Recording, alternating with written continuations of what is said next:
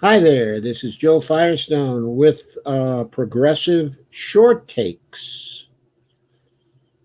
And my short take in this video will be about two questions, two critical questions.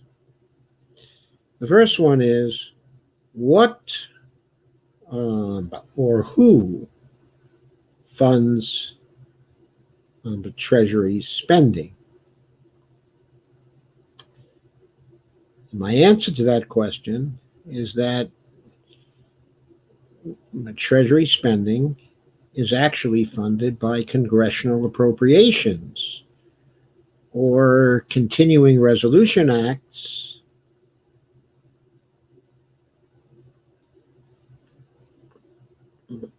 it is that which provides the authority for the Treasury Department to spend.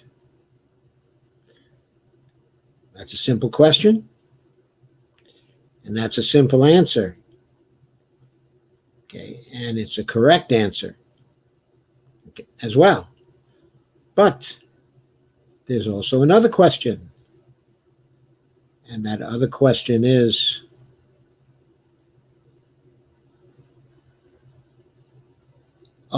how do the reserves that the Treasury Department actually uses to spend, how do they get into the Treasury spending account?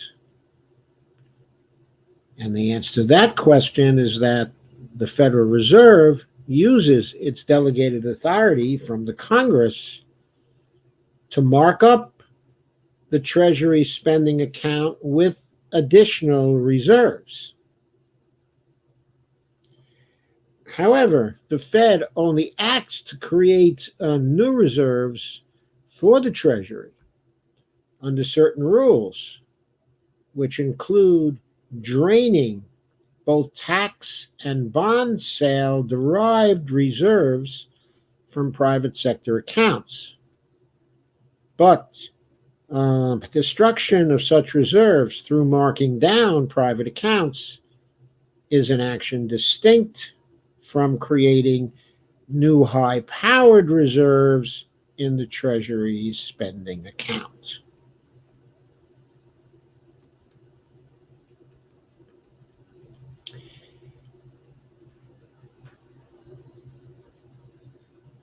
So, the way things normally proceed, you might know, is that tax revenues are collected by the Treasury Department and then they are deposited into the Treasury spending account. But they don't actually ever get into the Treasury spending account. The tax deposits are drained away from the private accounts of those who have sent their tax revenue into the Treasury. But in marking up the Treasury spending account, the Federal Reserve is creating completely new high-powered money for the Treasury. So the taxes really don't get into the spending account of the Treasury, and the tax revenue is not used to do the spending that Congress has appropriated. Now, the same is true with bond revenue. Same is true with the revenue the Treasury Department collects from its bond sales.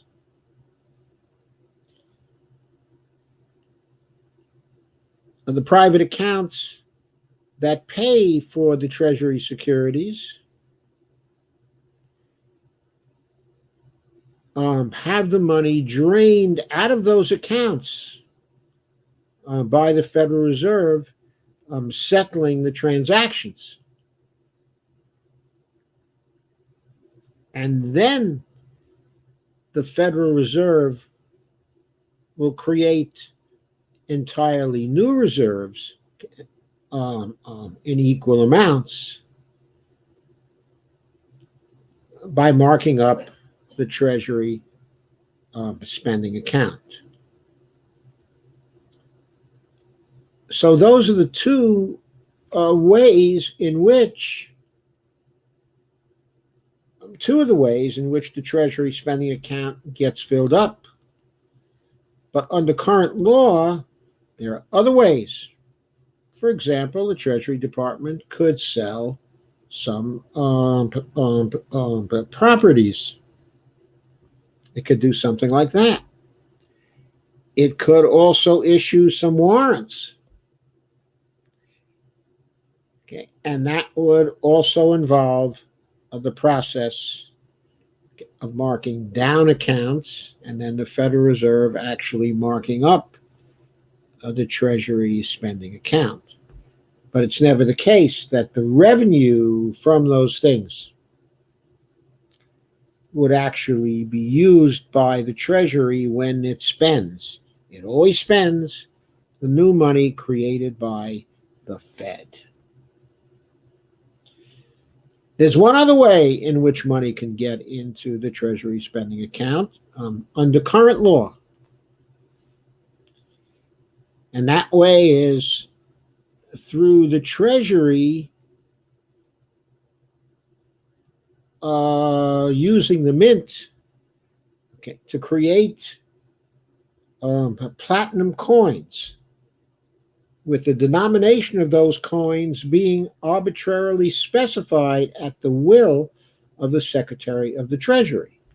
So, for example, if the Secretary of Treasury wanted to, he could ask the mint to mint a 1-ounce platinum coin with a face value of $1 trillion.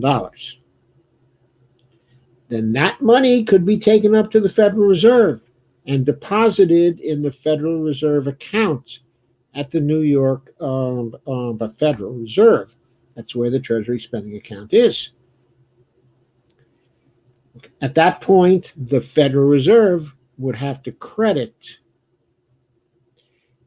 the public enterprise fund account of the mint, which would later be swept for the profits from the coin, which would be roughly $1 trillion, since the cost of actually making the coin and getting it up to the Federal Reserve is probably only about $3,500 to $4,000. And so the end result would be that nearly $1 trillion would be in the Treasury spending account.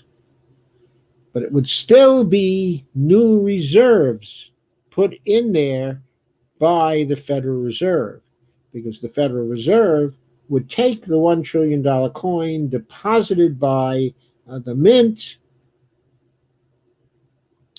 and it would convert that to reserves in the mint's account. The coin itself would go into the vault of the Treasury, of the Fed, and would be kept as an asset. So that's the way that would work. Now, there is one more thing that I want to call your attention to, but I'm going to do that in another video coming up soon. So thank you very much, and I'll see you again soon.